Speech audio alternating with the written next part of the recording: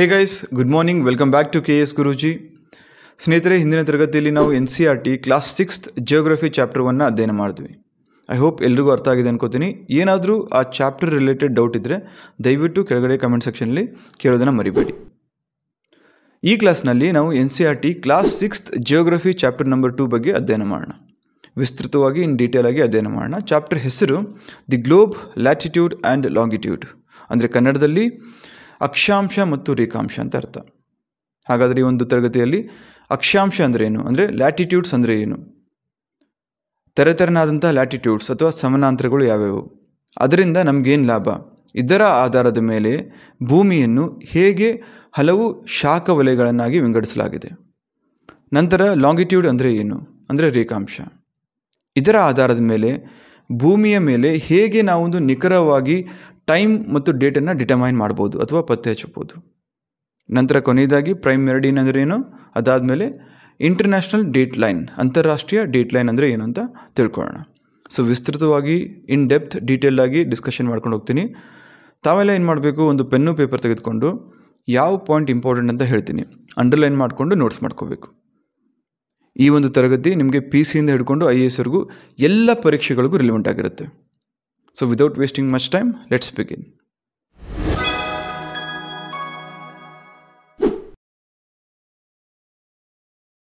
ಮೊದಲನೇದಾಗಿ ಇದರ ಅಧ್ಯಯನ ಏನಕ್ಕೆ ಅವಶ್ಯಕತೆ ಇದೆ. ಜಸ್ಟ್ ಇಮ್ಯಾಜಿನ್, ಸದ್ಯಕ್ಕೆ ಈ ಒಂದು ಸಿಚುವೇಶನ್ ಇಮ್ಯಾಜಿನ್ ಮಾಡ್ಕೊಳ್ಳಿ. ಏನಂತ, ಬೆಂಗಳೂರು, ಮೈಸೂರು, ಬೆಳಗಾಂ, ಧಾರವಾಡ, ಹುಬ್ಬಳ್ಳಿ, ಈ ಥರ ಯಾವುದೇ ಒಂದು ಪಟ್ಟಣಗಳಾಗಲಿ, ನಗರಗಳಾಗಲಿ, ದೇಶಗಳಾಗಲಿ ಯಾವುದಕ್ಕೂ ಹೆಸರಿಲ್ಲ ಅಂದ್ಕೊಳ್ಳಿ. ಸೊ ಆ ಒಂದು ಸಂದರ್ಭದಲ್ಲಿ ಒಂದು ಸ್ಥಳಕ್ಕೆ ನಿಮ್ಮ ಸ್ನೇಹಿತ ಅಥವಾ ನಿಮ್ಮ ಫ್ಯಾಮಿಲಿ ಮೆಂಬರ್ನ ಕಳಿಸ್ಕೊಡ್ಬೇಕಾದ್ರೆ ಯಾವುದರ ಆಧಾರದ ಮೇಲೆ ನೀವು ಕಳಿಸ್ಕೊಡ್ತೀರಾ. ಊರ ಹೆಸರು ಗೊತ್ತಿಲ್ಲ, ಯಾವ ಡೈರೆಕ್ಷನ್ ಇದೆ ಅಂತ ಗೊತ್ತಿಲ್ಲ, ಅಥವಾ ಡೈರೆಕ್ಷನ್ ಗೊತ್ತಿದ್ರೂ ಸಹ ಈ ಥರ ಪೂರ್ವಕ್ಕೆ ಹೋಗು, ಪಶ್ಚಿಮಕ್ಕೆ ಹೋಗು ಅಂತ ನಿಖರವಾಗಿ ಹೇಳಲಿಕ್ಕೆ ಆಗಲ್ಲ. ಸೊ ಅಂಥ ಸಂದರ್ಭದಲ್ಲಿ ಏನು ಮಾಡ್ಬೋದು, ನಾವು ಈ ಲ್ಯಾಟಿಟ್ಯೂಡ್ಸ್ ಮತ್ತು ಲಾಂಗಿಟ್ಯೂಡ್ಸ್ ಅಂದರೆ ಅಕ್ಷಾಂಶ ಮತ್ತು ರೇಖಾಂಶಗಳ ನಿಖರವಾದ ಆಧಾರದ ಮೇಲೆ ಇಂತಹ ಸ್ಥಳಕ್ಕೆ ಹೋಗ್ಬೋದು ಅಂತ ನಾವು ಹೇಳ್ಬೋದು. ಫಾರ್ ಎಕ್ಸಾಂಪಲ್, ಈಗಿನ ಒಂದು ಜನ್ರೇಷನಲ್ಲಿ ಎಲ್ರಿಗೂ GPS ಗೊತ್ತು, ಗೂಗಲ್ ಮ್ಯಾಪ್ಸ್ ಗೊತ್ತು, ಗ್ಲೋಬಲ್ ಪೊಸಿಷನಿಂಗ್ ಸಿಸ್ಟಮ್. ಸೊ ಇಂಥ ಸ್ಥಳಕ್ಕೆ ಹೋಗಬೇಕು ಅಂತ ನಾವು ಹೆಸರು ಎಂಟರ್ ಮಾಡಿದ್ರೆ ಆಟೋಮೆಟಿಕಲಿ ಮ್ಯಾಪ್ ಸೆಟ್ ಮಾಡುತ್ತೆ. ಬಟ್ ತಮಗೆ ಗೊತ್ತಾ, ಆ ಮ್ಯಾಪ್ ಯಾವುದರ ಆಧಾರದ ಮೇಲೆ ಸ್ಯಾಟಲೈಟ್ ಸೆಟ್ ಮಾಡುತ್ತೆ ಅಂತ? It is on the basis of latitude and longitude. ಅಕ್ಷಾಂಶ ಮತ್ತು ರೇಖಾಂಶಗಳ ಆಧಾರದ ಮೇಲೆ ಮೇಲ್ಗಡೆ ಇರೋ ಸ್ಯಾಟಲೈಟು ಒಂದು ಲೊಕೇಶನ್ನ ಸೆಟ್ ಮಾಡುತ್ತೆ. ನಾವು ಅದಕ್ಕೆ ಹೆಸರು ಕೊಡ್ತೀವಿ ಅಷ್ಟೇ. ಸಪೋಸ್ ನಾನು ಧಾರವಾಡದಿಂದ ಬೆಂಗಳೂರು ಹೋಗ್ಬೇಕಂತ ಅಂದ್ಕೊಂಡ್ರೆ ಮ್ಯಾಪಲ್ಲಿ ಬೆಂಗಳೂರು ಅಂತ ಸೆಟ್ ಮಾಡ್ತೀನಿ. ನನಗೆ ಬೆಂಗಳೂರು ಅಂತ ಅಲ್ಲಿ ವರ್ಡ್ಸ್ ಮುಖಾಂತರ ನಾನು ಟೈಪ್ ಮಾಡ್ತೀನಿ. ಬಟ್ ಸ್ಯಾಟಲೈಟ್ ಏನು ಮಾಡುತ್ತೆ, ಬೆಂಗಳೂರು ಯಾವ ಲ್ಯಾಟಿಟ್ಯೂಡ್, ಯಾವ ಲಾಂಗಿಟ್ಯೂಡ್, ಎಲ್ಲಿ ಬರುತ್ತೆ ಅಂತ ಡಿಟರ್ಮೈನ್ ಮಾಡಿ ಆ ಒಂದು ನಂಬರ್ಸ್ ಎಂಟರ್ ಮಾಡಿದಾಗ ಕರೆಕ್ಟಾಗಿ ಲೊಕೇಟ್ ಆಗುತ್ತೆ. ಸೊ ಅದರ ಆಧಾರದ ಮೇಲೆ ನನ್ನ ಜರ್ನಿ ಶುರು ಆಗುತ್ತೆ. ಹಾಗಾಗಿ ಅಕ್ಷಾಂಶ ಮತ್ತು ರೇಖಾಂಶ ಏನಕ್ಕೆ ಇಂಪಾರ್ಟೆಂಟು, ಭೂಮಿಯ ಮೇಲೆ ನಿಖರವಾಗಿ ಒಂದು ಸ್ಥಳದ ಲೊಕೇಶನನ್ನು ಪತ್ತೆ ಹಚ್ಚಲಿಕ್ಕೆ ಬೇಕಾಗುತ್ತೆ. ಜೊತೆಗೆ ಒಂದು ದಿನ ಅಥವಾ ಟೈಮ್ ಕೂಡ ಪತ್ತೆ ಹಚ್ಚಲಿಕ್ಕೆ ಅವಶ್ಯಕತೆ ಇದೆ. ಇನ್ನೂ ಸಿಂಪಲಾಗಿ ಹೇಳಬೇಕು ಅಂದರೆ, ಭೂಮಿ ಗೋಳಾಕಾರದಲ್ಲಿದೆ ಅಂತ ಹೇಳ್ತೀವಿ. ಗೋಳ ಅಂದರೆ ಎಕ್ಸಾಕ್ಟ್ಲಿ ಸರ್ಕ್ಯುಲರ್ ಶೇಪಲ್ಲಿ ಇಲ್ಲ. ಟೆನ್ನಿಸ್ ಬಾಲು ಅಥವಾ ಫುಟ್ಬಾಲ್ ನೋಡ್ತಿರಲ್ಲ, ಎಕ್ಸಾಕ್ಟ್ಲಿ ಭೂಮಿ ಆ ಥರ ಇಲ್ಲ. ಭೂಮಿ ದುಂಡಾಗಿದೆ ಅಂತ ಹೇಳ್ತೀವಿ, ಜಸ್ಟ್ ಫಾರ್ ರೆಫರೆನ್ಸ್ ಅಷ್ಟೇ. ಫಾರ್ ಎಕ್ಸಾಂಪಲ್, ಮನುಷ್ಯರ ಮುಖಗಳನ್ನು ನೋಡಿದ್ರೆ ದುಂಡು ಮುಖ ಅಂತ ಹೇಳ್ತೀವಿ. ಬಟ್ ಎಕ್ಸಾಕ್ಟ್ಲಿ ದುಂಡುಗಿರುತ್ತಾ? ಇಲ್ಲ ತಾನೇ. ಕಣ್ಣಿರುತ್ತೆ, ಮೂಗಿರುತ್ತೆ, ಬಾಯಿ ಇರುತ್ತೆ, ಕೆಲವೊಂದು ಕಡೆ ಮೇಲೆ ಬಂದಿರುತ್ತೆ, ಕೆಲವೊಂದು ಕಡೆ ಒಳಗಡೆ ಹೋಗಿರುತ್ತೆ. ಸೊ ಬಟ್ ಆದರೂ ಸಹ just for the sake of reference ನಾವು ಏನು ಹೇಳ್ತೀವಿ, ದುಂಡು ಮುಖ ಅಂತ ಹೇಳ್ತೀವಿ. ಅದೇ ರೀತಿ ಭೂಮಿ ಮೇಲೂ ಸಹ ಎತ್ತರದ ಪರ್ವತಗಳಿದ್ದಾವೆ. ಮಾರಿಯಾನಾ ಟ್ರೆಂಚ್ ಅಂತ ಡೀಪ್ ಟ್ರೆಂಚ್ ಇದ್ದಾವೆ. ಅತಿ ಉದ್ದವಾದ ಆಳವಾದ ಸಮುದ್ರಗಳು, ಸಾಗರಗಳಿದ್ದಾವೆ. ಸೊ ಹಾಗಾಗಿ ಎಕ್ಸಾಕ್ಟ್ಲಿ ಭೂಮಿ ಗೋಲಾಕಾರದಲ್ಲಿ ಇಲ್ಲ. Just for the sake of reference ನಾವೇನು ಮಾಡ್ತೀವಿ, ಭೂಮಿ ಗೋಲಾಕಾರದಲ್ಲಿದೆ ಅಂತ ಹೇಳ್ತೀವಿ. ಬಟ್ ಅದರ ಆ್ಯಕ್ಚುಯಲ್ ಡೆಫಿನೇಷನ್ ಏನು, ಜಿಯಾಯ್ಡ್ ಶೇಪ್ ಅಂತ ಕರಿತೀವಿ. ಅಂದರೆ ಭೂಮಿ ಆಕಾರ, ಭೂಮಿನೇ ಒಂದು ರೆಫರೆನ್ಸು, ಭೂಮಿಗೆ ಬೇರೆ ರೆಫರೆನ್ಸ್ ಕೊಡೋ ಅವಶ್ಯಕತೆ ಇಲ್ಲ. ನಮಗೆ ಅಧ್ಯಯನದ ಸಲುವಾಗಿ ನಾವು ಏನು ಮಾಡಿದ್ವಿ, ಅದನ್ನು ಗೋಲಾಕಾರದಲ್ಲಿದೆ ಅಂತ ಕರಿತೀವಿ. ಬಟ್ ಇನ್ ರಿಯಾಲಿಟಿ ಭೂಮಿ ಅಂದರೆ ಜಿಯಾಯ್ಡ್ ಅಂತ ಕರಿತೀವಿ, ಜಿಯಾಯ್ಡ್ ಶೇಪ್ ಅಂತ ಕರಿತೀವಿ. ಭೂಮಿ ತೆರನಾದಂಥ ಶೇಪು, ಅದಕ್ಕೆ ಜಿಯಾಯ್ಡ್ ಅಂತ ಕರಿತೀವಿ. ಸೊ ಫಾರ್ ಎಕ್ಸಾಂಪಲ್, ಇವಾಗ ಇದನ್ನು ಭೂಮಿ ಅಂದ್ಕೊಳ್ಳೋಣ. ಇದನ್ನು ನೀವು ಭೂಮಿ ಅಂದ್ಕೊಂಡ್ರೆ ಇದನ್ನು ಈ ಥರ ಅಡ್ಡ ನಾನು ಕತ್ತರಿಸಿದೆ ಅಂದ್ಕೊಳ್ಳಿ. ಸೊ ಈ ಥರ ಅಡ್ಡ ಕತ್ತರಿಸಿ ಒಂದು 10 ಪೀಸ್ ಮಾಡಿದ್ರೆ ಅದನ್ನು ಲ್ಯಾಟಿಟ್ಯೂಡ್ ಅಂತ ಕರಿತೀವಿ. ಅರ್ಥ ಆಯ್ತಲ್ಲ? ಇದು ಭೂಮಿ ಆದರೆ, ಇದು ಆಕ್ಸಿಸ್ ಆದರೆ, ಇದು ನಾರ್ತ್ ಪೋಲು, ಇದು ಸೌತ್ ಪೋಲು. ಸೊ ಈ ಥರ ಟಿಲ್ಟೆಡ್ ಆಕ್ಸಿಸ್ ಇದೆ. ಸೊ ಸೈಲೆಂಟಾಗಿ ಸ್ವಲ್ಪ ಸೈಡ್ಗೆ ವಾಲಿದೆ. ಸೊ ಇದರ ಆಕ್ಸಿಸ್ ಮೇಲೆ, ಇದರ ಆಧಾರದ ಮೇಲೆ ಭೂಮಿ ತನ್ನ ಸುತ್ತಲೂ ಸುತ್ತಾ ಇರುತ್ತೆ, ಜೊತೆಗೆ ಸೂರ್ಯನ ಸುತ್ತಲೂ ಸುತ್ತಾ ಇರುತ್ತೆ. ಅದರ ಜೊತೆಗೆ ಈ ಭೂಮಿಯನ್ನು ಅಡ್ಡ, ಈ ಥರ ಅಡ್ಡ ನಾನು ಕಟ್ ಮಾಡಿದ್ರೆ ಇದೇನಾಗುತ್ತೆ, ಲ್ಯಾಟಿಟ್ಯೂಡ್ ಆಗುತ್ತೆ. ಅದೇ ನಾನು ಭೂಮಿನ ಈ ಥರ ಉದ್ದ ಕಟ್ ಮಾಡಿದೆ ಅಂದ್ಕೊಳ್ಳಿ, ಸೊ ಇದು ಲಾಂಗಿಟ್ಯೂಡ್. ಈ ಥರ ಬರೋದು ಆಕ್ಸಿಸ್ಸು, ಇದು ಲಾಂಗಿಟ್ಯೂಡ್, ಇಲ್ಲಿ ಬರೋದು ಲಾಂಗಿಟ್ಯೂಡ್.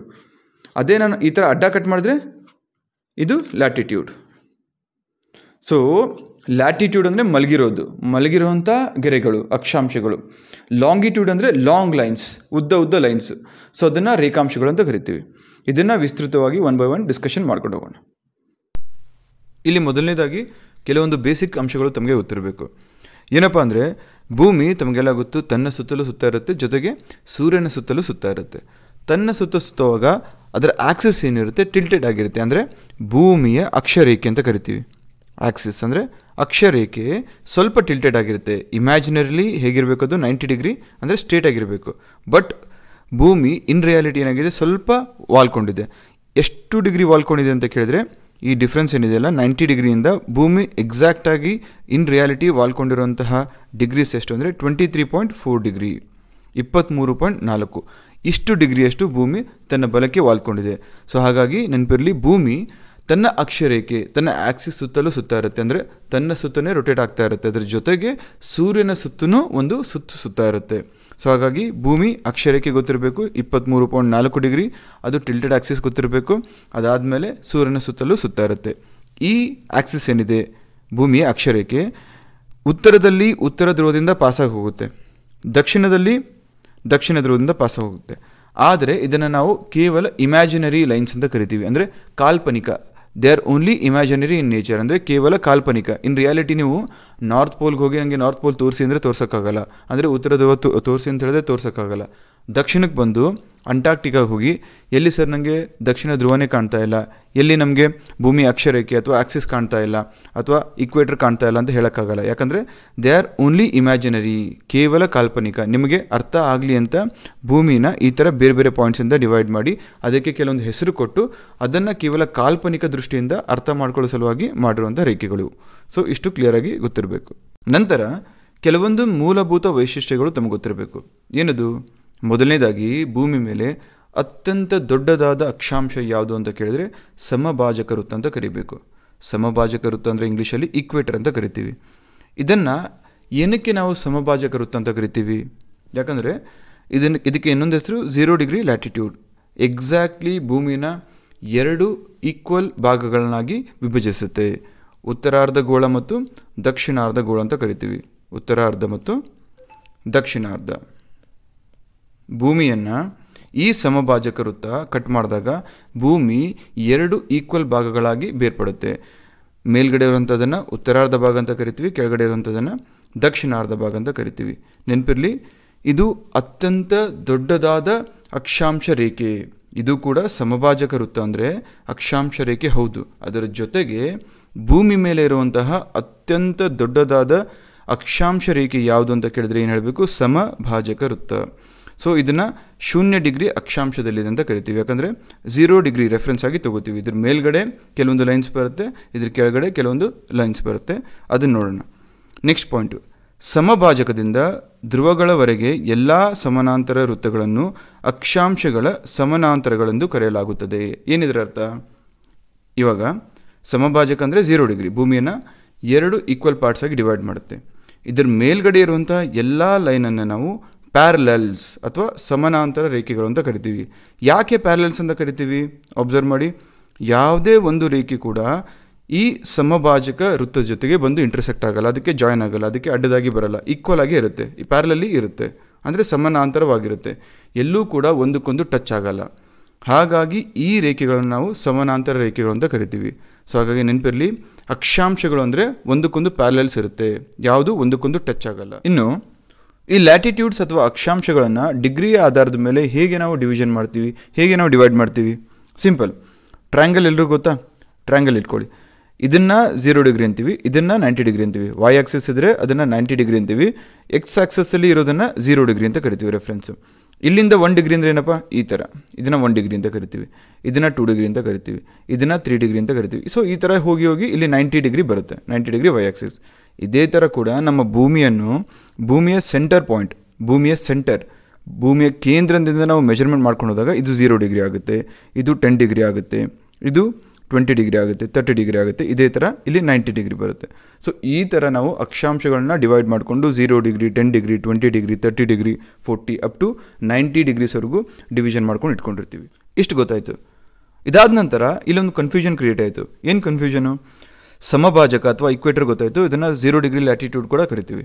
ಇದಾದಮೇಲೆ ಇದ್ರ ಮೇಲ್ಗಡೆ ನೋಡಿ, ಉತ್ತರ ಗೋಳಾರ್ಧದಲ್ಲಿ 10 ಡಿಗ್ರೀಸ್, 20 ಡಿಗ್ರೀಸ್, 30 ಡಿಗ್ರೀಸ್, 40 ಡಿಗ್ರೀಸ್, ಈ ಥರ 90 ಡಿಗ್ರಿವರೆಗೂ ಇದೆ. ಅದೇ ಥರ ನೀವು ದಕ್ಷಿಣಾರ್ಧ ಗೋಳಕ್ಕೆ ಬಂದರೆ ಇಲ್ಲೂ ಸಹ 10 ಡಿಗ್ರೀಸ್, 20 ಡಿಗ್ರೀಸ್, 30, 40, ಇದೇ ಥರ 90 ಡಿಗ್ರೀಸ್ ಇದೆ. ಹಾಗಾದರೆ ವಿಜ್ಞಾನಿಗಳಿಗೆ ಇಲ್ಲಿ ಒಂದು ಚಿಂತೆ ಹುಡ್ಕೊಂತು, ಯಾವ ರೀತಿ ಇದನ್ನು ನಾವು ಡಿವಿಷನ್ ಮಾಡಬೇಕು, ಯಾವ ರೀತಿ ಹೆಸರಿಸಬೇಕು, ಸೊ ದಟ್ ನಮಗೆ ಕೇಳಿದ ತಕ್ಷಣ ಈಸಿ ಆಗಬೇಕು. ಯಾಕಂದರೆ ಯಾರೋ ಒಬ್ಬನಿಗೆ ಇಲ್ಲಿ ಭಾರತ ಒಂದು 27 ಡಿಗ್ರಿಯಲ್ಲಿ ಯಾವುದೋ ಒಂದು ಗುಜರಾತ್ ರಾಜ್ಯ ಇದೆ ಅಂದ್ಕೊಳ್ಳಿ, ಗುಜರಾತ್ಗೆ ಹೋಗಬೇಕು ಅಂದರೆ 20 ಡಿಗ್ರಿ ಲ್ಯಾಟಿಟ್ಯೂಡ್ ಹೋಗು ಅಂತ ನಾವು ಹೇಳ್ಬೋದು. ಹಾಗಾದರೆ ಆ 20 ಡಿಗ್ರಿ ಲ್ಯಾಟಿಟ್ಯೂಡ್ ಮೇಲ್ಗಡೆ ಹೋಗಬೇಕಾ, ಕೆಳಗಡೆ ಹೋಗಬೇಕಾ? 2 ಕಡೆ ಇದೆ. ಏನು ಗೊತ್ತಿಲ್ಲದಿರೋನು ಕೆಳಗೂ ಹೋಗ್ಬೋದು, ಮೇಲೂ ಹೋಗ್ಬೋದು. ಹಾಗಾಗಿ ಇದಕ್ಕೆ ಮತ್ತೆ ಹೆಸರಿಡುವಂಥ ಪರಿಸ್ಥಿತಿ ಬಂತು. ಆಗ ವಿಜ್ಞಾನಿಗಳು ಏನು ಮಾಡಿದ್ರು, ಸಮಭಾಜಕ ವೃತ್ತದ ಮೇಲ್ಗಡೆ ಇರುವಂತಹ ಅಕ್ಷಾಂಶಗಳು ಅಥವಾ ಲ್ಯಾಟಿಟ್ಯೂಡ್ಸ್ಗೆ ನಾರ್ತ್ ಅಂತ ಹೆಸರಿಟ್ಟರು. 10 degree north, 20 degree north, 30 degree north, 40 degree north, ಇದೇ ಥರ ಅಪ್ ಟು 90 ಡಿಗ್ರಿ ನಾರ್ತ್.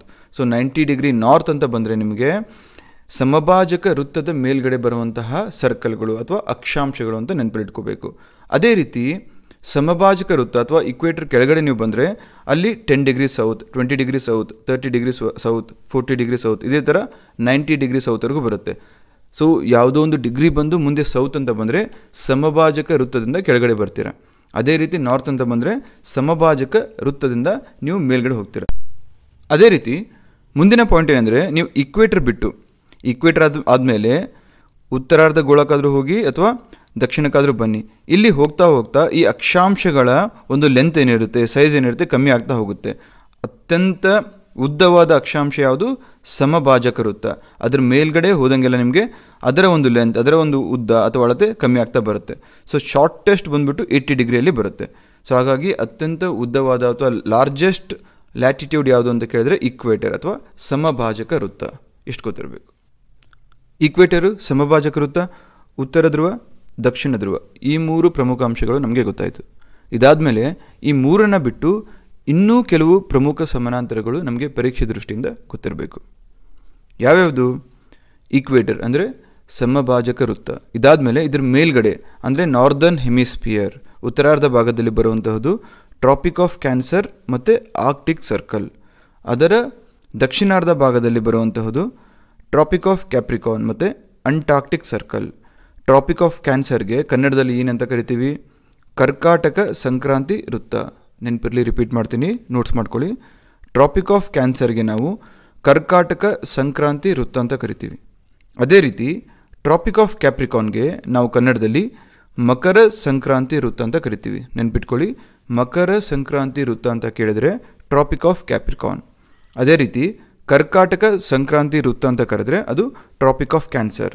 ಈ ಕರ್ಕಾಟಕ ಸಂಕ್ರಾಂತಿ ವೃತ್ತ ಎಲ್ಲಿ ಬರುತ್ತೆ? ಸಮಭಾಜಕ ಇಕ್ವೇಟರ್ 0 ಡಿಗ್ರಿ ಗೊತ್ತು, 0 ಡಿಗ್ರಿ. ಅದಾದಮೇಲೆ ಮುಂದೆ 23.5 ಡಿಗ್ರೀಸ್ ನಾರ್ತ್. ಸೊ 23.5 ಡಿಗ್ರೀಸ್ ನಾರ್ತಲ್ಲಿ ಬರುವಂಥದ್ದು ಕರ್ಕಾಟಕ ಸಂಕ್ರಾಂತಿ ವೃತ್ತ. ಅದಾದಮೇಲೆ 66.5 ಡಿಗ್ರೀಸ್, 66.5 ನಾರ್ತ್ ಡಿಗ್ರಿಯಲ್ಲಿ ಬರುವಂತಹದ್ದು ಆರ್ಕ್ಟಿಕ್ ಸರ್ಕಲ್.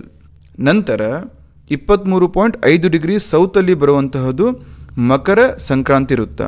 ಅದೇ ರೀತಿ 66.5 ಡಿಗ್ರೀಸ್ ಸೌತಲ್ಲಿ ಬರುವಂತಹದ್ದು ಅಂಟಾರ್ಕ್ಟಿಕ್ ಸರ್ಕಲ್. ಈ 4 ಪ್ರಮುಖ ಸಮಾನಾಂತರಗಳು ತಮಗೆ ತಿಳಿದಿರಬೇಕು. ಯಾವ್ಯಾವ ತಿಳ್ಕೊಂಡ್ವಿ? ಸಮಭಾಜಕ ವೃತ್ತ ಗೊತ್ತಾಯಿತು, ಅದಾದಮೇಲೆ ಕರ್ಕಾಟಕ ಸಂಕ್ರಾಂತಿ ವೃತ್ತ ಗೊತ್ತಾಯಿತು, ಎಲ್ಲಿ ಬರುತ್ತೆ? 23.5 ಡಿಗ್ರಿ ನಾರ್ತ್. ಅದಾದಮೇಲೆ ಆರ್ಕ್ಟಿಕ್ ಸರ್ಕಲ್ ಗೊತ್ತಾಯಿತು, ಎಲ್ಲಿ ಬರುತ್ತೆ? 66.5 ಡಿಗ್ರೀಸ್ ನಾರ್ತ್. ಅದೇ ರೀತಿ ಸಮಭಾಜಕ ವೃತ್ತದ ಕೆಳಗಡೆ ಅಂದರೆ ದಕ್ಷಿಣಾರ್ಧ ಭಾಗದಲ್ಲಿ ಬರುವಂತಹದ್ದು ಟ್ರಾಪಿಕ್ ಆಫ್ ಕೇಪ್ರಿಕಾನ್ ಅಂದರೆ ಮಕರ ಸಂಕ್ರಾಂತಿ ವೃತ್ತ. ಅದೆಲ್ಲಿ ಬರುತ್ತೆ? 23.5 ಡಿಗ್ರೀಸ್ ಸೌತ್. ಅದರ ಕೆಳಗಡೆ ನಮಗೆ 66.5 ಡಿಗ್ರೀಸಲ್ಲಿ ಬರುವಂತಹದ್ದು ಅಂಟಾರ್ಕ್ಟಿಕ್ ಸರ್ಕಲ್, ಅಂಟಾರ್ಕ್ಟಿಕ್ ವೃತ್ತ. ಸೊ ಈ 5 ಪ್ರಮುಖ ಸಮಾನಾಂತರಗಳು ತಮಗೆ ಬಾಹ್ಯಾಟಾಗಿ ಗೊತ್ತಿರಬೇಕು. ನಂತರ ಟ್ರಾಪಿಕ್ ಆಫ್ ಕ್ಯಾನ್ಸರ್ ಅಂದರೆ ಕರ್ಕಾಟಕ ಸಂಕ್ರಾಂತಿ ವೃತ್ತ ಭಾರತದ ಯಾವ ಯಾವ ರಾಜ್ಯಗಳ ಮುಖಾಂತರ ಹಾಯ್ದು ಹೋಗುತ್ತದೆ ಅಂತ ತಮಗೆ ಪ್ರಶ್ನೆ ಕೇಳ್ಬೋದು. ಇದನ್ನು ಎಷ್ಟೋ ಸಾರಿ UPSC ಮತ್ತು KPSC ಪರೀಕ್ಷೆಗಳಲ್ಲೂ ಸಹ ಕೇಳಿದ್ದಾರೆ. ಹಾಗಾದರೆ ಭಾರತದ 8 ರಾಜ್ಯಗಳ ಮುಖಾಂತರ ಈ ಕರ್ಕಾಟಕ ಸಂಕ್ರಾಂತಿ ವೃತ್ತ ಹಾದು ಹೋಗುತ್ತೆ. ಯಾವ್ಯಾವುದು? ಗುಜರಾತ್, ರಾಜಸ್ಥಾನ್, ಮಧ್ಯಪ್ರದೇಶ್, ಛತ್ತೀಸ್ಗಢ, ಜಾರ್ಖಂಡ್, ತ್ರಿಪುರಾ ಹಾಗೂ ಮಿಜೋರಾಂ. ನೆನ್ಪಿಟ್ಕೊಳ್ಳಿ, ರಿಪೀಟ್ ಮಾಡ್ತೀನಿ. ಭಾರತದ 8 ರಾಜ್ಯಗಳ ಮುಖಾಂತರ ಈ ಟ್ರಾಪಿಕ್ ಆಫ್ ಕ್ಯಾನ್ಸರ್ ಅನ್ನೋ ಒಂದು ಸಮಾನಾಂತರ ಅಕ್ಷಾಂಶ ಹಾದೋಗುತ್ತೆ. ಯಾವ್ಯಾವುದು? ಗುಜರಾತ್, ರಾಜಸ್ಥಾನ್, ಮಧ್ಯಪ್ರದೇಶ್, ಛತ್ತೀಸ್ಗಢ, ಜಾರ್ಖಂಡ್, ತ್ರಿಪುರಾ ಹಾಗೂ ಮಿಜೋರಾಂ. ಈ 8 ರಾಜ್ಯಗಳ ಮುಖಾಂತರ ಹಾದೋಗುತ್ತೆ. ನಂತರದ ಪ್ರಮುಖ ಅಂಶ ಅಂದರೆ ಈ ಟ್ರಾಪಿಕ್ ಆಫ್ ಕ್ಯಾನ್ಸರ್ ಅಥವಾ ಕರ್ಕಾಟಕ ಸಂಕ್ರಾಂತಿ ವೃತ್ತ, ಇದಕ್ಕೆ ಅತಿ ಹತ್ತಿರದಲ್ಲಿ ಲೊಕೇಟ್ ಆಗಿರುವಂತಹ ನಗರ ಯಾವುದು ಅಂತ ಕೇಳಿದ್ರೆ ತ್ರಿಪುರಾ ರಾಜ್ಯದಲ್ಲಿ ಬರುತ್ತೆ. ಅದರ ಹೆಸರು ಉದಯ್ಪುರ್ ಅಂತ. ಉದಯ್ಪುರ್, ಯಾರೂ ಕನ್ಫ್ಯೂಸ್ ಮಾಡ್ಕೋಬಾರ್ದು. ಈ ಉದಯ್ಪುರ್ ರಾಜಸ್ಥಾನಲ್ಲಿ ಬರಲ್ಲ, ಬದಲಾಗಿ ತ್ರಿಪುರಾ ರಾಜ್ಯದಲ್ಲಿ ಇರುವಂತಹ ನಗರ ಉದಯ್ಪುರ್. ಇದು ಕರ್ಕಾಟಕ ಸಂಕ್ರಾಂತಿ ವೃತ್ತ, ಈ ವೃತ್ತಕ್ಕೆ ಅತಿ ಹತ್ತಿರದಲ್ಲಿ ಇರುವಂತಹ ಭಾರತದ ನಗರ.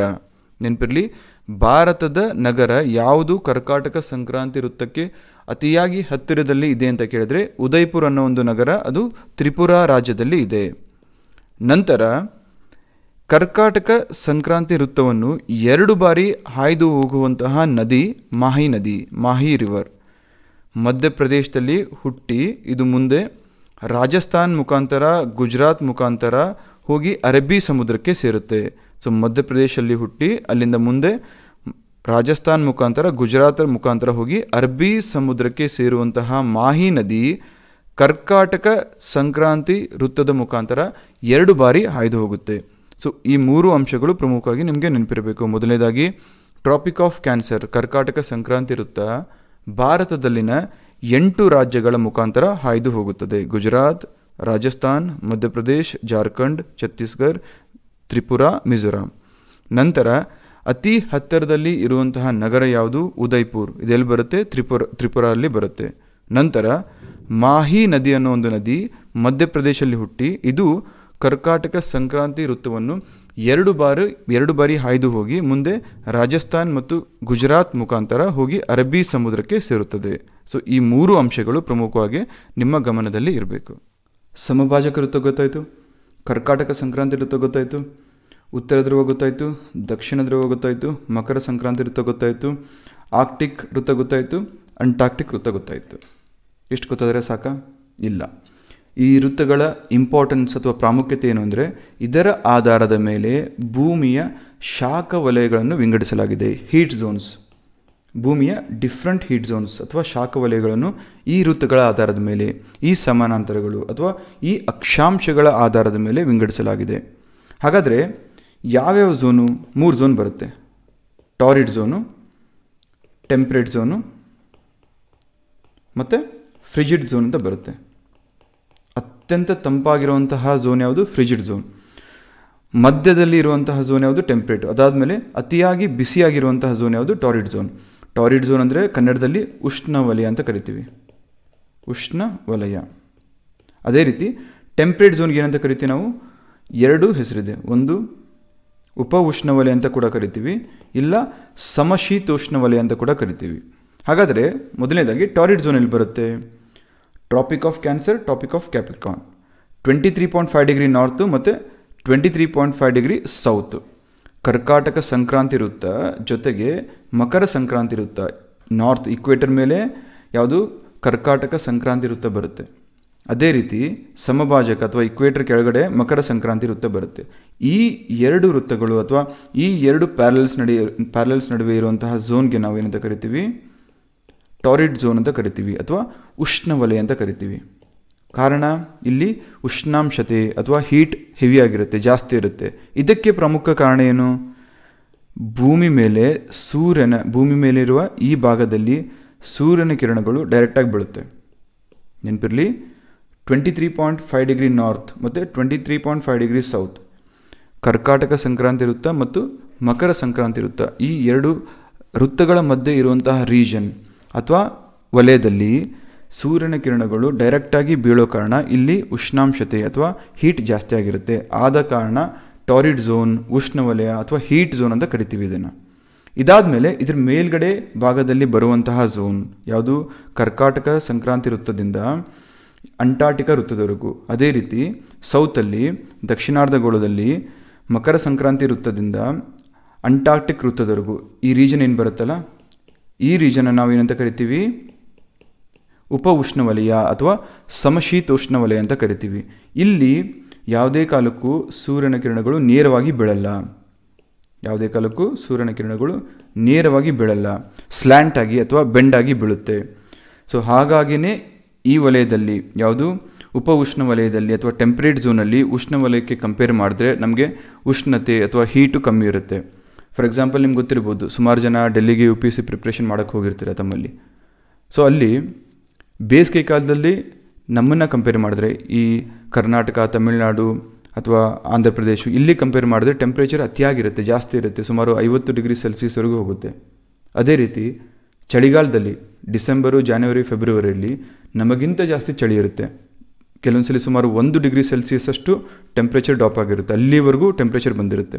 ಸೊ ಹಾಗಾಗಿ ಚಳಿಗಾಲದಲ್ಲಿ ಅತಿ ಚಳಿ ಇರುತ್ತೆ, ಬೇಸಿಗೆ ಕಾಲದಲ್ಲಿ ಅತಿ ಬಿಸಿ ಇರುತ್ತೆ. ಸೊ ಇದಕ್ಕೆ ಕಾರಣ ಸೂರ್ಯನ ಕಿರಣಗಳು ನೇರವಾಗಿ ಈ ವಲಯದ ಮೇಲೆ ಅಥವಾ ಈ ರೀಜನ್ ಮೇಲೆ ಬೀಳಲ್ಲ. ಹಾಗಾಗಿನೇ ಅಲ್ಲಿ ಟೆಂಪ್ರೇಚರ್ ಡಿಫ್ರೆನ್ಸ್ ಜಾಸ್ತಿ ಇರುತ್ತೆ. ಸೊ 3 ವಲಯ: ಟಾರಿಡು, ಟೆಂಪ್ರೇಟು, ಫ್ರಿಜಿಡು. ಟಾರಿಡ್ ಅಂದರೆ ಉಷ್ಣವಲಯ ಅಂತ ಕರಿತೀವಿ, ಟೆಂಪ್ರೇಟ್ ಅಂದರೆ ಉಪ ಉಷ್ಣವಲಯ ಅಂತ ಕರಿತೀವಿ, ಸಮಶೀತೋಷ್ಣ ವಲಯ ಅಂತ ಕೂಡ ಕರಿತೀವಿ. ಅದರ ಜೊತೆಗೆ ಫ್ರಿಜಿಡ್ ಝೋನ್, ತಣ್ಣನೆಯ ವಲಯ, ಅದೆಲ್ಲಿ ಬರುತ್ತೆ? ಆರ್ಕ್ಟಿಕ್ಕು ಮತ್ತು ಅಂಟಾರ್ಕ್ಟಿಕ್ಕು. ಇಲ್ಲಿ ಟೆಂಪ್ರೇಚರು ಲೋಯೆಸ್ಟ್ ಇರುತ್ತೆ, ಉಷ್ಣಾಂಶತೆ ಈ 2 ವಲಯಗಳನ್ನ ಕಂಪೇರ್ ಮಾಡಿದ್ರೆ ಅತಿಯಾಗಿ ಕಮ್ಮಿ ಇರುತ್ತೆ, ಲೋಯೆಸ್ಟ್ ಇರುತ್ತೆ. ಸೊ ಈ 3 ವಲಯಗಳು ಶಾಖ ವಲಯಗಳು ತಮ್ಗೆ ಗೊತ್ತಿರಬೇಕು. ಇದಾದಮೇಲೆ ಸೇಮ್ ಥಿಂಗ್ ಉಷ್ಣವಲಯ, ಉಪ ಉಷ್ಣವಲಯ, ಅದನ್ನು ಸಮಶೀತೋಷ್ಣ ವಲಯ ಅಂತ ಕೂಡ ಕರಿತೀವಿ. ಎಲ್ಲಿಂದ 23.5 ಡಿಗ್ರಿ ನಾರ್ತು 66.5 ಡಿಗ್ರಿ ನಾರ್ತ್ವರೆಗೂ ನಾವೇನಂತ ಕರಿತೀವಿ? ಸಮಶೀತೋಷ್ಣ ವಲಯ. ಅದೇ ರೀತಿ ಸೌತಲ್ಲೂ ಕೂಡ ಬರುತ್ತೆ. ಹಾಗೆ ಉಷ್ಣವಲಯ ಅಂದರೆ 0 ಡಿಗ್ರಿ ಅಂದರೆ ಸಮಭಾಜಕ ವೃತ್ತದಿಂದ 23.5 ಡಿಗ್ರಿ ನಾರ್ತು ಆಮೇಲೆ 23.5 ಡಿಗ್ರಿ ಸೌತು, ಅದನ್ನು ನಾವು ಉಷ್ಣವಲಯ ಅಂತ ಕರಿತೀವಿ. ಇದಾದಮೇಲೆ ಒಂದು ಅಂಶ ಗೊತ್ತಿರಬೇಕು ನಿಮಗೆ, ಈ ಡಿಗ್ರೀಸ್ ಏನಿದೆಲ್ಲ ಇಕ್ವೇಟರು, ಇದನ್ನು 1 ಡಿಗ್ರಿ, 2 ಡಿಗ್ರಿ, 3 ಡಿಗ್ರೀಸ್ ಅಂತ ಸುಮಾರು 90 ಡಿಗ್ರಿಗಳಾಗಿ ವಿಂಗಡಿಸಲಾಗಿದೆ. ಕರೆಕ್ಟಾ? ಸೊ 0 ಡಿಗ್ರಿಯಿಂದ 90 ಡಿಗ್ರಿ ನಾರ್ತಲ್ಲಿ ಬರುತ್ತೆ, 90 ಡಿಗ್ರಿ ಸೌತಲ್ಲಿ ಬರುತ್ತೆ.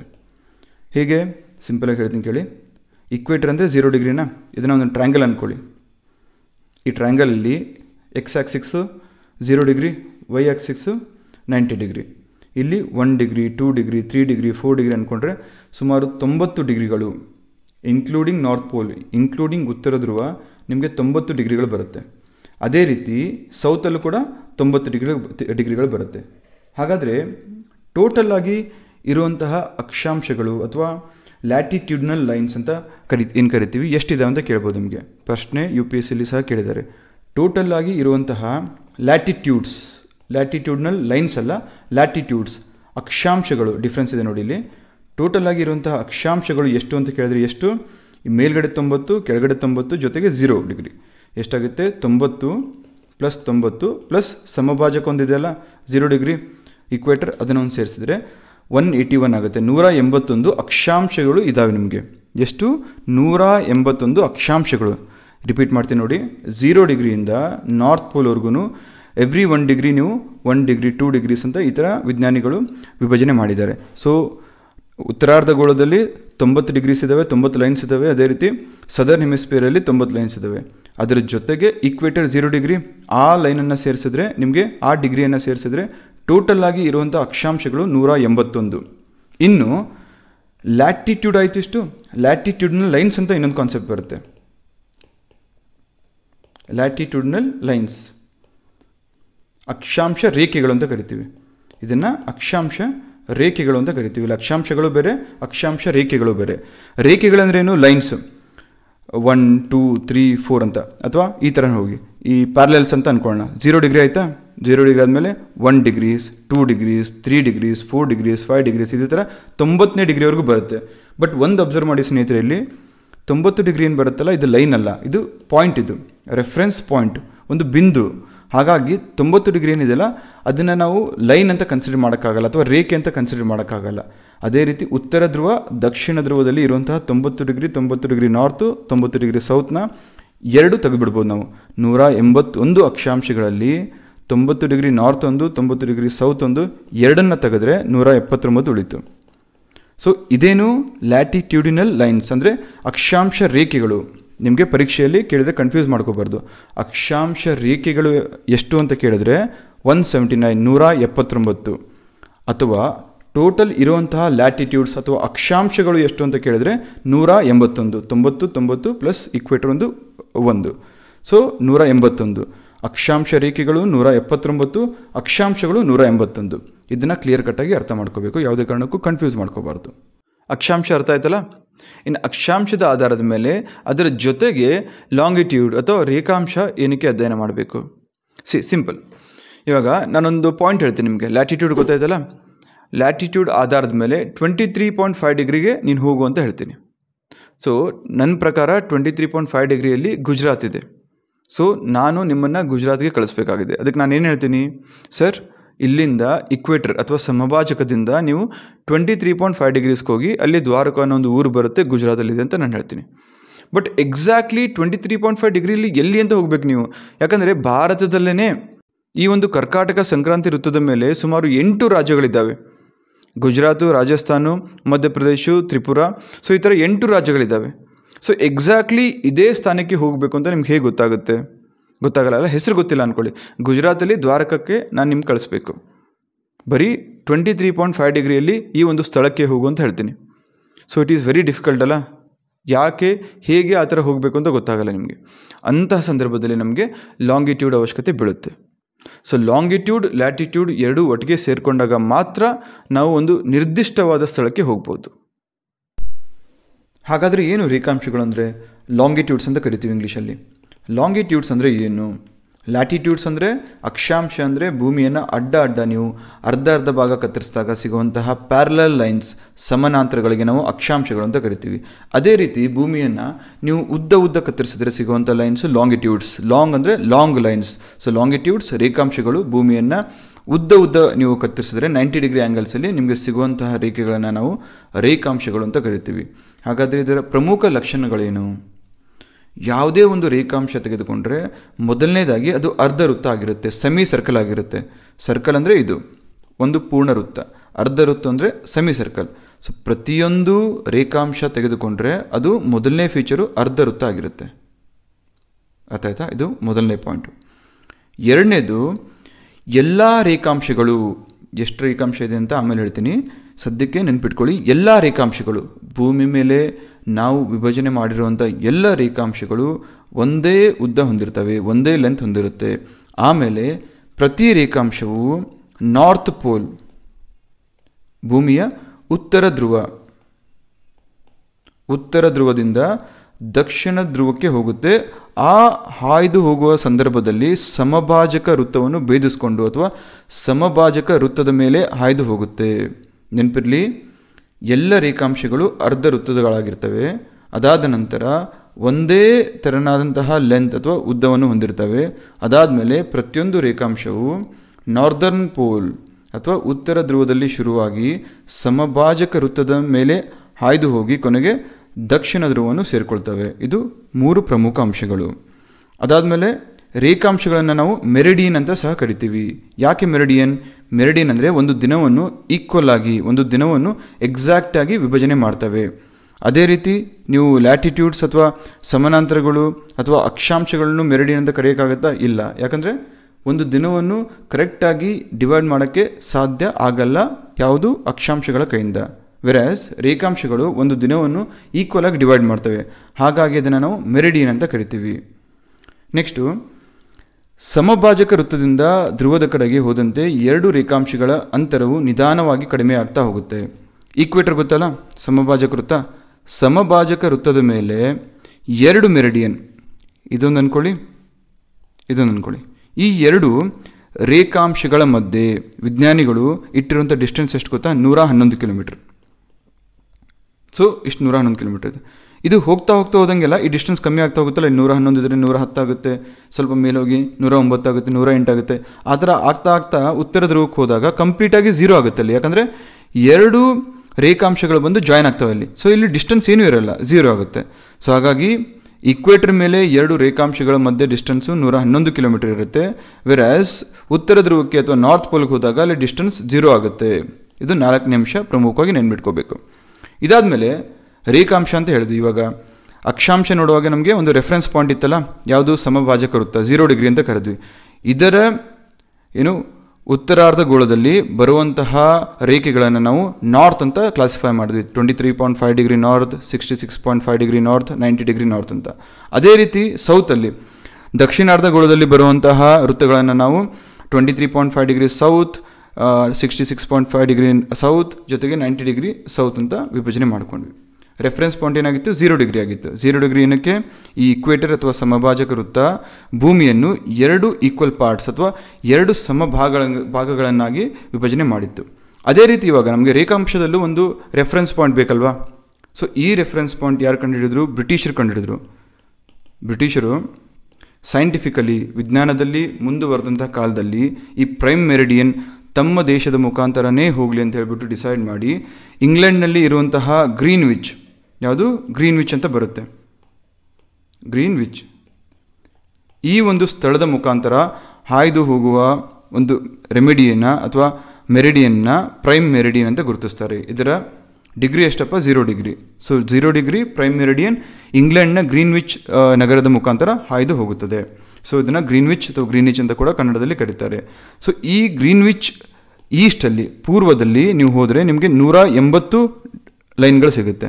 ಅದೇ ರೀತಿ ಪಶ್ಚಿಮಕ್ಕೆ ಹೋದರೆ ಮತ್ತೆ 180 ಲೈನ್ಗಳು ಸಿಗುತ್ತೆ. ಹೇಗೆ 0 ಡಿಗ್ರಿ ಇರುತ್ತೆ, 0 ಡಿಗ್ರಿ ಆದಮೇಲೆ 1 degree, 2 degree, 3 degree, 4 degree, 5 degree, ಇದೇ ಥರ 180 ಡಿಗ್ರಿ ಇಲ್ಲಿವರೆಗೂ ಬರುತ್ತೆ. ಇದೇ ರೀತಿ ಈ ಕಡೆ ಹೋದಾಗಲೂ ಸಹ ನಿಮಗೆ 180 ಡಿಗ್ರಿ ಬರುತ್ತೆ. ಯಾಕೆ 180 ಡಿಗ್ರಿ? ಒಂದು ವೃತ್ತ ತೆಗೆದುಕೊಂಡಾಗ ಟೋಟಲ್ ಅದರ ಸರ್ಕಂಫರೆನ್ಸ್ ಎಷ್ಟಿರುತ್ತೆ? 360 ಡಿಗ್ರಿ ಇರುತ್ತೆ. ಸೊ ಹಾಗಾಗಿ ಇಲ್ಲೂ ಸಹ ನೀವು ಪ್ರೈಮ್ ಮೆರಿಡಿಯನ್ 0 ಡಿಗ್ರಿ ಅಂತ ತೆಗೆದುಕೊಂಡ್ರೆ ಈ ಕಡೆ 180 ಡಿಗ್ರಿ, ಈ ಕಡೆ 180 ಡಿಗ್ರಿ, ಒಟ್ಟಾಗಿ 360 ಡಿಗ್ರಿ ಇರುತ್ತೆ. ಸೊ ಎಷ್ಟು ರೇಖಾಂಶಗಳಿದ್ದಾವೆ ನಿಮಗೆ? 360 ಡಿಗ್ರಿ ಇದೆ. ಅಂದರೆ 360 ರೇಖಾಂಶಗಳಿದ್ದಾವೆ, 360 ಲೈನ್ಗಳಿದ್ದಾವೆ, ಲಾಂಗಿಟ್ಯೂಡ್ಸ್. ಸೊ ಇಷ್ಟು ನಿಮಗೆ ಲಾಂಗಿಟ್ಯೂಡ್ಸ್ ಬಗ್ಗೆ ಗೊತ್ತಿರಬೇಕು. ರೇಖಾಂಶಗಳಂದ್ರೆ ಏನಂತ ಗೊತ್ತಾಯಿತು. ಇನ್ನು ರೇಖಾಂಶಗಳ ಪ್ರಾಮುಖ್ಯತೆ ಏನು? ಯಾಕೆ ನಾವು ರೇಖಾಂಶಗಳ ಬಗ್ಗೆ ತಿಳಿದುಕೊಳ್ಬೇಕು? ಇವಾಗ ಅಕ್ಷಾಂಶಗಳು ತಿಳಿದುಕೊಂಡ್ರೆ ನಮಗೇನು ಬೆನಿಫಿಟ್ ಆಯಿತು, ಏನು ಅಡ್ವಾಂಟೇಜ್ ಆಯಿತು? ಅದರ ಮುಖಾಂತರ ಭೂಮಿಯ ಹೀಟ್ ಝೋನ್ಸ್, ಶಾಖ ವಲಯಗಳು ಅಥವಾ ಉಷ್ಣ ವಲಯಗಳ ಬಗ್ಗೆ ತಿಳಿದುಕೊಂಡ್ವಿ. ಟಾರಿಡ್ ಝೋನು, ಟೆಂಪರೇಟ್ ಝೋನು, ಆ ಥರ. ಅದೇ ರೀತಿ ರೇಖಾಂಶಗಳ ಆಧಾರದ ಮೇಲೆ ಭೂಮಿ ಮೇಲಿರುವಂತಹ ಸಮಯ ಮತ್ತು ದಿನಾಂಕವನ್ನು ನಾವು ನಿಗದಿಪಡಿಸ್ಬೋದು. ಸಮಯ ಮತ್ತು ದಿನಾಂಕವನ್ನು ನಿಗದಿಪಡಿಸಲಿಕ್ಕೆ ನಮಗೆ ರೇಖಾಂಶ ಅಗತ್ಯ ಆಗುತ್ತೆ. ಹಾಗಾದರೆ ಮುಂಚೆನೇ ಹೇಳ್ದಂಗೆ ರೆಫರೆನ್ಸ್ ಪಾಯಿಂಟ್ ಯಾವುದು? Prime meridian. ಪ್ರೈಮ್ ಮೆರಿಡಿಯನ್ ಅಂದರೆ 0. ಇದು ಇಂಗ್ಲೆಂಡ್ನ ಗ್ರೀನ್ವಿಚ್ ನಗರದ ಮುಖಾಂತರ ಹಾಯ್ದು ಹೋಗುತ್ತದೆ. ಇದನ್ನು 0 ಡಿಗ್ರಿ ಅಂತ ಕರಿತೀವಿ. ಇದರ ಪೂರ್ವಕ್ಕೆ ಈಸ್ಟ್ಗೆ ಇರುವಂತಹ degrees 0 degree, 1 degree, 2 degrees, 3 degrees, ಈ ಥರ 180 ಡಿಗ್ರಿವರೆಗೂ ಈಸ್ಟ್ ಅಂತ ಕರಿತೀವಿ ನಾವು.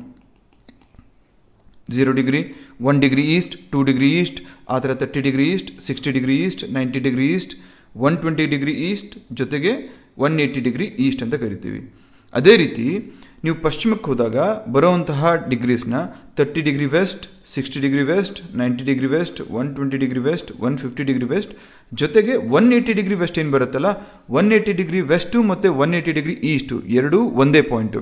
ಯಾಕಂದರೆ ಎರಡು ಓವರ್ಲೆಪ್ ಆಗುತ್ತೆ, ಒಂದ್ರ ಮೇಲೊಂದು ಬರುತ್ತೆ. ಹಾಗಾಗಿ 180 ಡಿಗ್ರಿ ಈಸ್ಟ್ ಅಂದರೂ ಒಂದೇ, 180 ಡಿಗ್ರಿ ವೆಸ್ಟ್ ಅಂದರೂ ಒಂದೇ. ಅದನ್ನು ನಾವು ಇಂಟರ್ನ್ಯಾಷನಲ್ ಡೇಟ್ ಲೈನ್ ಅಂತ ಕರಿತೀವಿ. ಅದ್ರ ಬಗ್ಗೆ ಮುಂದೆ ಡೀಟೇಲ್ಡಾಗಿ ವಿಸ್ತೃತವಾಗಿ ಹೇಳ್ತೀನಿ. ಸದ್ಯಕ್ಕೆ ಪ್ರೈಮ್ ಮೆರಿಡಿಯನ್ ಅಂದರೆ 0, ಇಂಗ್ಲೆಂಡ್ನ ಗ್ರೀನ್ವಿಚ್ ನಗರದ ಮುಖಾಂತರ ಹಾದೋಗುತ್ತೆ. ಅದರ ಪೂರ್ವದಲ್ಲಿ ಬರುವಂತಹ ನಾವು ಅರ್ಧ ವೃತ್ತಗಳು ಅಥವಾ ರೇಖಾಂಶಗಳನ್ನು ಈಸ್ಟ್ ಮುಖಾಂತರ ಗುರುತಿಸ್ತೀವಿ.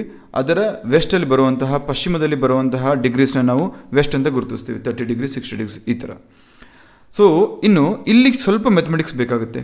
ಏನು ಮೆಥಮೆಟಿಕ್ಸು? ನಮಗೆ ಭೂಮಿ ಒಂದು ದಿನದಲ್ಲಿ, ಒಂದು ದಿನಕ್ಕೆ ಎಷ್ಟು ಗಂಟೆ ಇರುತ್ತೆ? 24 ಗಂಟೆ ಇರುತ್ತೆ. 24 ಗಂಟೆಗಳು. ಒಂದು ದಿನದಲ್ಲಿ ತನ್ನ ಸುತ್ತ ಒಂದು ಸುತ್ತನ್ನು ಸುತ್ತುತ್ತೆ, ಹೌದಾ? 24 ಗಂಟೆಯಲ್ಲಿ ಭೂಮಿ ತನ್ನ ಆಕ್ಸಿಸ್ ಮೇಲೆ ತನ್ನ ಸುತ್ತ ಒಂದು ಸುತ್ತನ್ನು ಸುತ್ತುತ್ತೆ. ಸೊ ಒಂದು ಸುತ್ತು ಸುತ್ತಿದ್ರೆ ಭೂಮಿ ಎಷ್ಟಾಗುತ್ತೆ? 360 ಡಿಗ್ರಿ ಕವರ್ ಮಾಡ್ದಂಗೆ ಆಗುತ್ತೆ. ಯಾರೆಲ್ಲ ಸ್ವಲ್ಪ ಮ್ಯಾಥಮೆಟಿಕ್ಸಲ್ಲಿ ವೀಕ್ ಇದ್ದೀರಾ ಸಿಂಪಲಾಗಿ ತಿಳ್ಕೊಳ್ಳಿ. ಒಂದು ಸರ್ಕಲು, ಈ ಸರ್ಕಲು ಈ ರೀತಿ ಒಂದು ಸುತ್ತಿದ್ರೆ 360 ಡಿಗ್ರಿ ಆಗುತ್ತೆ. ಇಲ್ಲಿ ಸರ್ಕಲ್ ಅಂದರೆ ಭೂಮಿ ತನ್ನ ಒಂದು ಸುತ್ತನ್ನು ಸುತ್ತಿ ಮುಗಿಸಿದಾಗ 360 ಡಿಗ್ರಿ ಕಂಪ್ಲೀಟ್ ಆಗುತ್ತೆ. ಸೊ 360 ಡಿಗ್ರಿ ಕಂಪ್ಲೀಟ್ ಮಾಡೋಕ್ಕೆ 24 ಗಂಟೆ ಬೇಕು. ಹಾಗಾದರೆ 1 ಗಂಟೆಯಲ್ಲಿ ಎಷ್ಟು ಕಂಪ್ಲೀಟ್ ಮಾಡುತ್ತೆ? 1 ಗಂಟೆಯಲ್ಲಿ ಎಷ್ಟು ಡಿಗ್ರಿ ತಿರುಗುತ್ತೆ? 15 ಡಿಗ್ರಿ. ಸೊ 15 ಡಿಗ್ರಿ 1 ಗಂಟೆಯಲ್ಲಿ 15 ಡಿಗ್ರಿ ತಿರುಗಿದ್ರೆ 1 ಗಂಟೆಯಲ್ಲಿ ಎಷ್ಟು ನಿಮಿಷ ಇರುತ್ತೆ? 60 ನಿಮಿಷ ಇರುತ್ತೆ. ಹಾಗಾದರೆ 60 ನಿಮಿಷದಲ್ಲಿ ಭೂಮಿ 15 ಡಿಗ್ರೀಸ್ ತಿರುಗಿದ್ರೆ 1 ಡಿಗ್ರಿ ತಿರುಗಲಿಕ್ಕೆ ಎಷ್ಟು ಸಮಯ ಬೇಕಾಗುತ್ತೆ? 4 ನಿಮಿಷ ಬೇಕಾಗುತ್ತೆ. ಅರ್ಥ ಆಯ್ತಲ್ಲ? ಸಿಂಪಲ್ ಆಗಿದೆ. ಇನ್ನೊಂದ್ಸಲ ಹೇಳ್ತೀನಿ. 24 ಗಂಟೆಯಲ್ಲಿ ಭೂಮಿ ತನ್ನ ಸುತ್ತಲಿಕ್ಕೆ 360 ಡಿಗ್ರಿ ತಗೊಳುತ್ತೆ.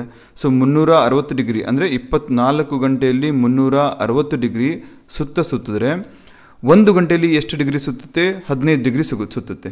ಇಷ್ಟು ಬರುತ್ತೆ, ಇಲ್ಲಿವರೆಗೂ ಬರುತ್ತೆ. 1 ಗಂಟೆ ಆಗಿತ್ತು ಅಂದ್ಕೊಳ್ಳಿ.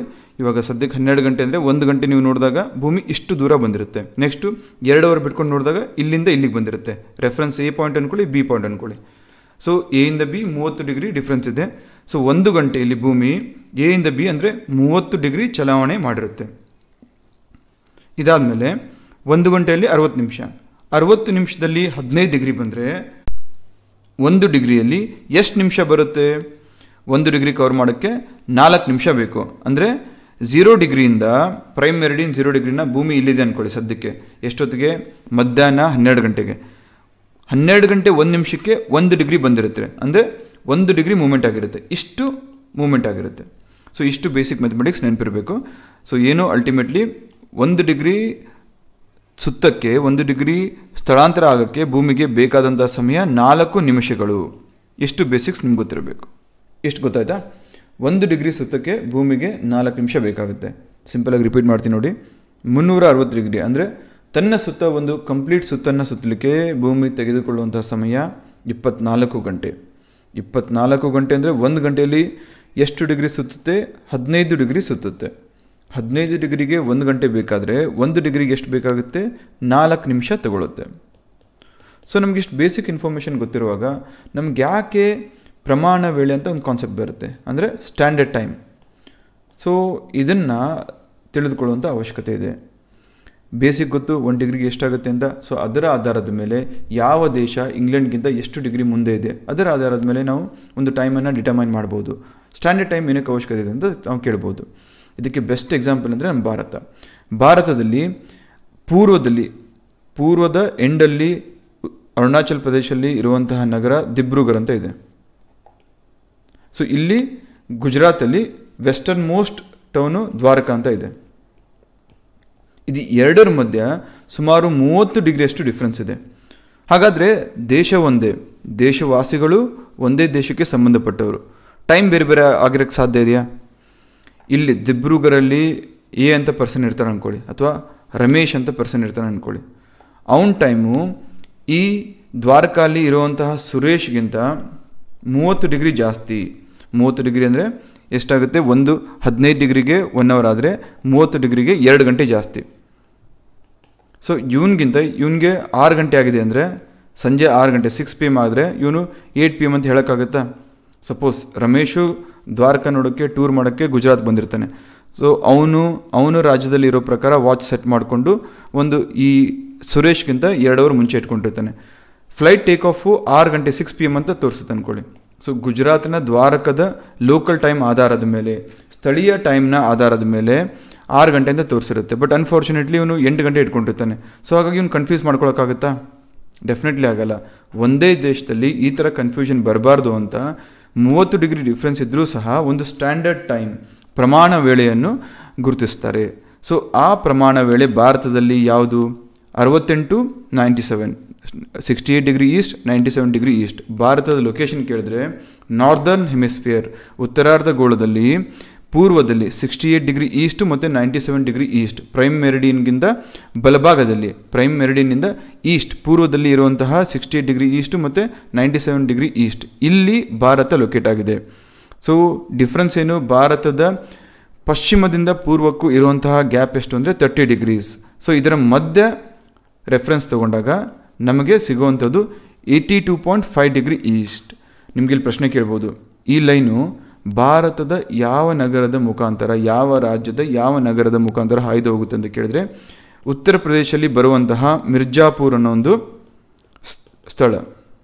ಮಿರ್ಜಾಪುರ, ಉತ್ತರ ಪ್ರದೇಶದಲ್ಲಿ ಇರುವಂತಹ ಮಿರ್ಜಾಪುರ, ಈ ಸಿಟಿಯ ಮುಖಾಂತರ, ಈ ನಗರದ ಮುಖಾಂತರ ನಮ್ಮ ಇಂಡಿಯನ್ ಸ್ಟ್ಯಾಂಡರ್ಡ್ ಟೈಮ್, ಭಾರತದ ಪ್ರಮಾಣ ವೇಳೆ ಹಾಯ್ದು ಹೋಗುತ್ತದೆ. 82.5 ಡಿಗ್ರಿ. ಎಷ್ಟು ಭಾರತದ ಇಂಡಿಯನ್ ಸ್ಟ್ಯಾಂಡರ್ಡ್ ಟೈಮ್ ಪ್ರಮಾಣ ವೇಳೆ ಎಷ್ಟು ಅಂತ ಕೇಳಿದ್ರೆ 82.5 ಡಿಗ್ರಿ ಅಂತ ಹೇಳಬೇಕು.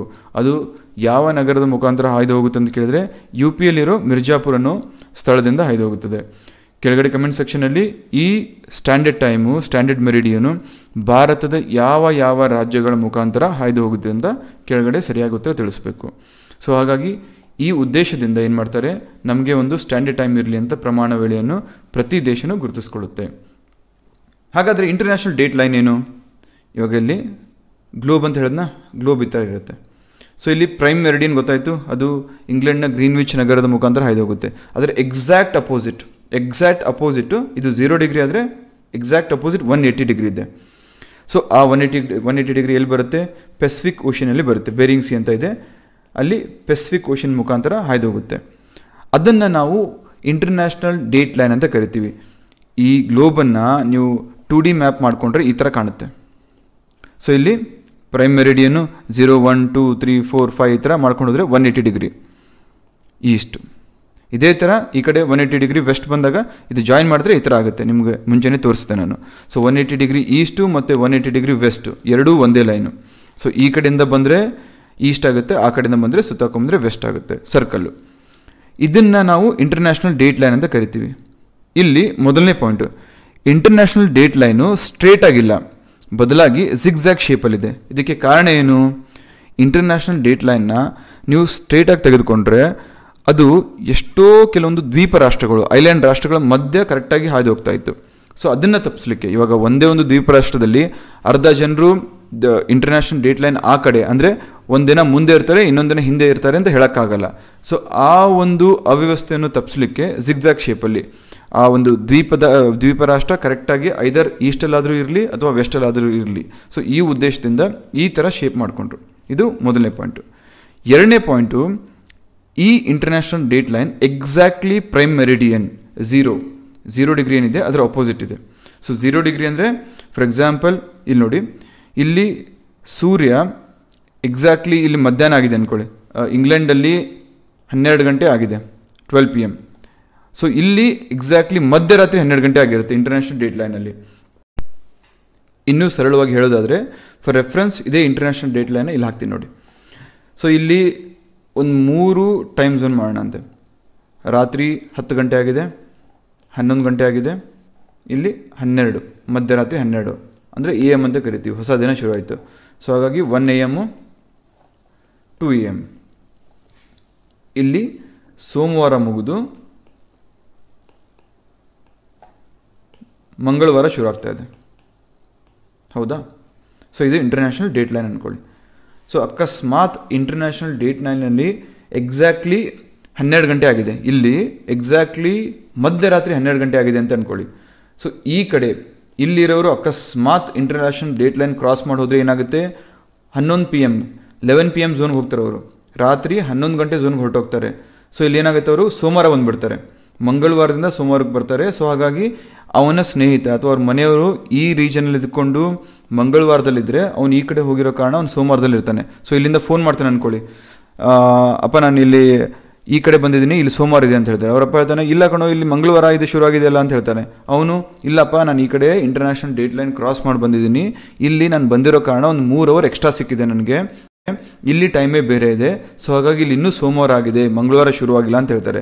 ಓ ಹೌದಾ, ನಾನು ಬರ್ತೀನಿ ತಾಳಪ್ಪ ಅಂತ ಹೇಳ್ತಾರೆ. ಸೊ ಹಾಗಾಗಿ ಇಂಟರ್ನ್ಯಾಷನಲ್ ಡೇಟ್ ಲೈನಿಂದ ಬಲಗಡೆ ಹೋದರೆ, ಪೂರ್ವಕ್ಕೆ ಹೋದರೆ ನಿಮಗೆ ಒಂದು ದಿನ ಆ್ಯಡ್ ಆಗುತ್ತೆ. ಅದೇ ನೀವು ಎಡಗಡೆಗೆ ಬಂದರೆ ಒಂದು ದಿನ ಮೈನಸ್ ಆಗುತ್ತೆ. ಸೋಮವಾರದಿಂದ ಮಂಗಳವಾರ ಬರ್ತೀರಾ, ಸೊ ಸೋಮವಾರ ಇನ್ನೂ ಮುಗ್ದಿರಲ್ಲ, ಆಗಲೇ ನೀವು ಬಂದು ಮಂಗಳವಾರಕ್ಕೆ ಸೇರ್ಕೋತೀರಾ. ಸೊ ಹಾಗಾಗಿ ಇಂಟರ್ನ್ಯಾಷನಲ್ ಡೇಟ್ ಲೈನ್ ಕಾನ್ಸೆಪ್ಟು ಸ್ವಲ್ಪ ಕನ್ಫ್ಯೂಸಿಂಗ್ ಇದೆ. ಇದ್ರ ಮೇಲೆ ಜಾಸ್ತಿ ಏನು ತಲೆ ಕೆಡಿಸ್ಕೊಳ್ಳೋ ಅವಶ್ಯಕತೆ ಇಲ್ಲ. ಈ ಕಡೆ ಹೋದರೆ ನಿಮಗೆ ಒಂದು ದಿನ ಏನಾಗುತ್ತೆ, ಈ ಕಡೆ ಬಂದರೆ ಒಂದು ದಿನ ಲೆಸ್ ಆಗುತ್ತೆ, ಒಂದು ದಿನ ಗಳಿಸ್ಕೋತೀರಾ, ಒಂದು ದಿನ ಕಳ್ಕೋತೀರಾ, ಇಷ್ಟೇ ಗೊತ್ತಿದ್ರೆ ಸಾಕು. ಸೊ ಇಷ್ಟ ಆಗಿತ್ತು chapter number 2 geography NCERT class 6. ನಿಮ್ಗೆ ಇಷ್ಟ ಆಗಿದ್ರೆ ದಯವಿಟ್ಟು ಲೈಕ್ ಮಾಡಿ, ಶೇರ್ ಮಾಡೋದನ್ನು ಮರಿಬೇಡಿ. ಜೊತೆಗೆ ಏನಾದರೂ ಡೌಟ್ಸು ಫೀಡ್ಬ್ಯಾಕ್ಸು ಇದ್ದರೆ ಕಮೆಂಟ್ ಸೆಕ್ಷನಲ್ಲಿ ತಿಳಿಸ್ಬೋದು. Thank you so much and all the very best. Next class ಆದಷ್ಟು ಬೇಗ ಇನ್ನೊಂದು 2 ಡೇಸಲ್ಲಿ ಅಪ್ಲೋಡ್ ಮಾಡ್ತೀವಿ. Keep watching. ದೇವರೆಲ್ಲರಿಗೂ ಒಳ್ಳೇದು ಮಾಡಲಿ.